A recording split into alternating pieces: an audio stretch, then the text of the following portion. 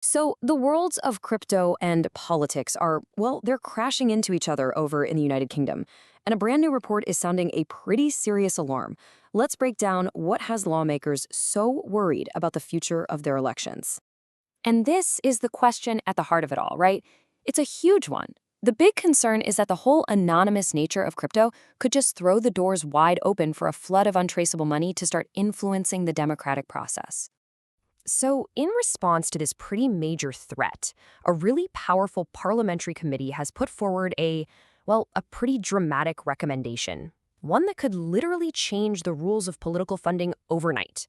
What they're recommending is what's called a moratorium. It's basically hitting the pause button, a temporary but immediate ban on all crypto donations to political parties until they can get some new, stronger rules in place. And you got to understand the context here. This isn't just some random idea. This is coming from the Joint Committee on National Security. So they're pushing for real urgency on this. They want this all sorted out before the next general election because they see it as a major and, more importantly, an avoidable risk.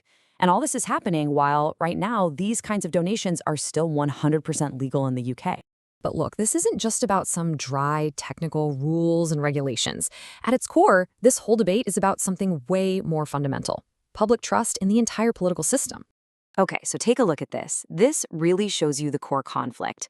On one side, you have traditional donations, right? They're verified by banks, they create public records, and for the most part, you can trace them. But then you have crypto donations. Sure, they're fast and borderless, but they're also pseudonymous and incredibly hard to keep an eye on.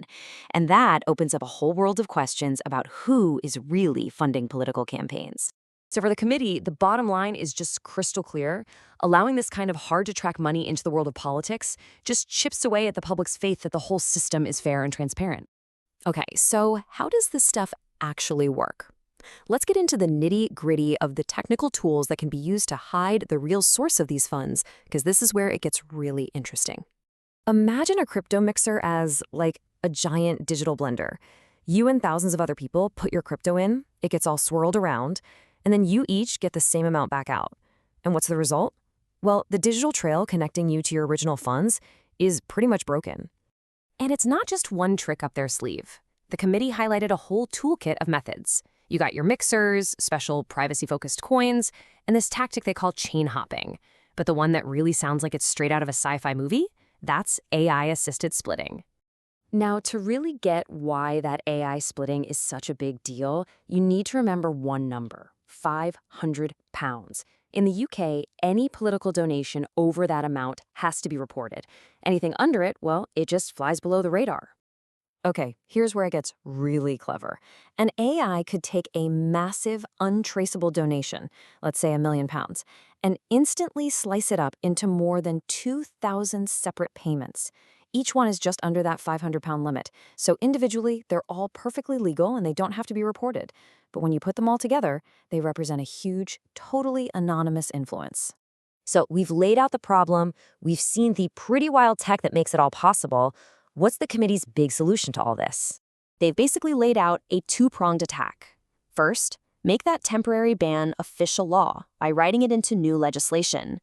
And second, give the country's election watchdog, the Electoral Commission, the teeth it needs to actually police these new rules. And listen, we're not talking about small powers here.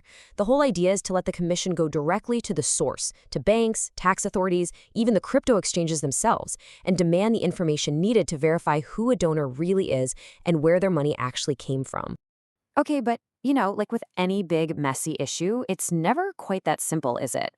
The debate is now shifting to whether a ban is really enough, or if it's even the right solution at all. And what's really fascinating here is that the committee itself basically admits that the current system is, well, it's completely out of its depth. They're pretty much saying that without a major upgrade in tools and people, any new rules would be totally meaningless. And then you've got the other side of the coin. You have major players in the crypto world, like Kraken, for example. And they argue that regulated exchanges already have really strong compliance systems in place. Their view is, hey, we can manage this risk. We should be seen as part of the solution, not the problem. And that really gets to the heart of this whole innovation versus regulation debate. And this might be the biggest challenge of all. The loophole that a simple ban just can't seem to close.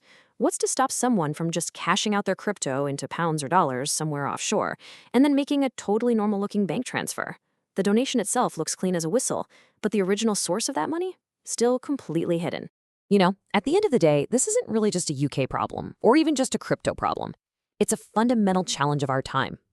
As money itself evolves, as it becomes more digital, more borderless, and way more complex, how do we make sure our democratic institutions can even begin to keep pace? That's the critical question that lawmakers all over the world are now trying to figure out.